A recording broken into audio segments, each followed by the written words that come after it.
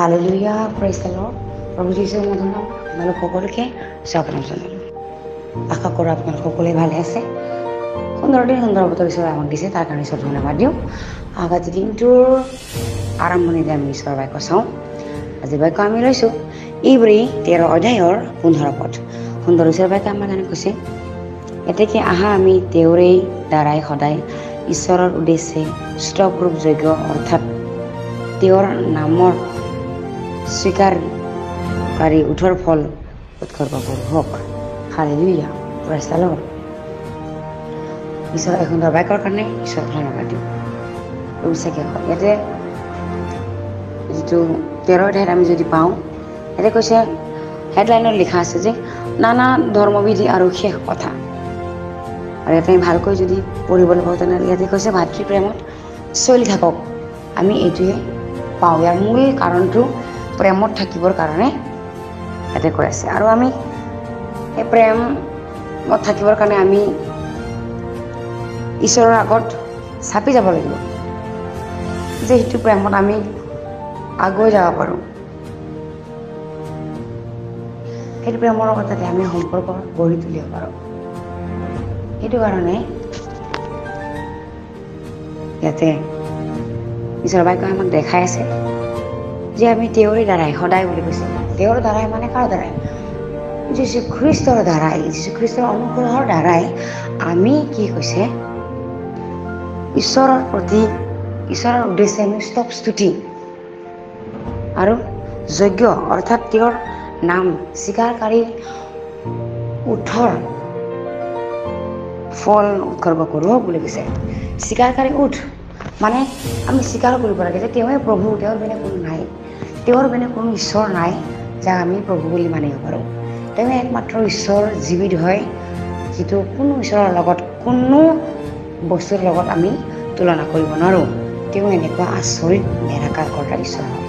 সেইকাৰণে আমি তেওঁৰ ধন্যবাদটো আমি সদায় আমাৰ মুখত থাকিব লাগে। তেওঁৰ কাৰণে ভয়, তেওঁৰ কাৰণে সন্মান, তেওঁৰ কাৰণে প্ৰেম সদায় থাকিব লাগে। আৰু তেওঁৰ আত্মাৰ দ্বাৰাই আমি জাগি থাকিব লাগে। সদায় নিজকে জাগৰণ কৰিব লাগে, নিজকে আমি সজাগতা কৰিব লাগে, প্ৰেমত থাকিব লাগে। আৰু বিশ্বাসীসকল আমি চেক কৰিব লাগে যে আমি কি ভাবি আছোঁ, মই কি বুজি আছোঁ, বাক্য আমাক কি বুজাই আছে। আজি বহুতেই বাইবেলৰ বাক্য বুজি নাপায়, বুজিবলৈ চেষ্টাও নকৰে খ্ৰীষ্টত থাকি কেনেও। সেইকাৰণে বহুত নষ্ট পথত গৈছে। ভাতৃপ্ৰেম কি বুজি নাপায়। তেওঁবিলাকে অকল ওচৰ চুবুৰীয়াকে প্ৰেম কৰাটো এইটো ভাবে। কিছুমানে ভাবে যে অকল পৰিয়ালত প্ৰেম থকাটো ভাবে। কিছুমানে ভাবে দেশ ৰাজ্যত নিজৰটো ত্যাগ কৰি বেলেগক প্ৰেম কৰে। কিন্তু বাক্যই কি কৈছে, সকলো পিনৰ পৰা আমি ভাতৃপ্ৰেমৰ দৃষ্টিত চাব লাগিব। ঈশ্বৰক যদি প্ৰেম কৰোঁ আমি সকলোকে ভাতৃৰ দৰেই দেখা পাম। নিজৰ চুবুৰীয়াক, নিজৰ পৰিয়ালক, আমাৰ দেশ ৰাজ্যক সকলোকে আমি নিজৰ নিচিনাকৈ দেখা পাম।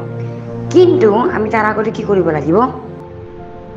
ঈশ্বৰক আমি যীশুখ্ৰীষ্টৰ দ্বাৰাই স্তৱৰূপ যজ্ঞ কৰিব লাগিব আৰু নিজৰ মুখেৰে স্বীকাৰ কৰিব লাগিব তেওঁ যে ঈশ্বৰ হয়, তেওঁ যে প্ৰভু হয়, আৰু তেওঁক ধন্যবাদ দিব লাগিব। আৰু তেওঁ ধন্যবাদৰ যোগ্য হয়। কিয়নো যিবাই অস্বীকাৰ কৰে তেওঁ শয়তানৰ হয়। তেওঁ অস্বীকাৰ কৰা হেতুকে, তেওঁ যীশুক অস্বীকাৰ কৰা হেতুকে তেওঁ আত্মাক জন্ম পোৱা নাই, বা তেওঁ ঈশ্বৰক দেখা নাই, তেওঁ ঈশ্বৰক জনাই নাই। বাইবেলে এইটোৱে কৈ আছে। যদি তেওঁ জানি বুজি পাপ কৰে, যদি তেওঁ জানি শুনি যদি পাপত পৰি আছে, তেনেহ'লে তেওঁ এতিয়ালৈ খ্ৰীষ্টক দেখা নাই, খ্ৰীষ্টক জনাও নাই। কিন্তু প্ৰিয় বিশ্বাসীসকল, আমি আজি খ্ৰীষ্টক জানিছোঁ, খ্ৰীষ্টক পিন্ধিছোঁ। সেইকাৰণে আমি খ্ৰীষ্টৰ আজ্ঞামতে চলিবৰ কাৰণে আমি নিজকে তৈয়াৰী কৰিব লাগে। আমেন, প্ৰেজ দ্য লৰ্ড।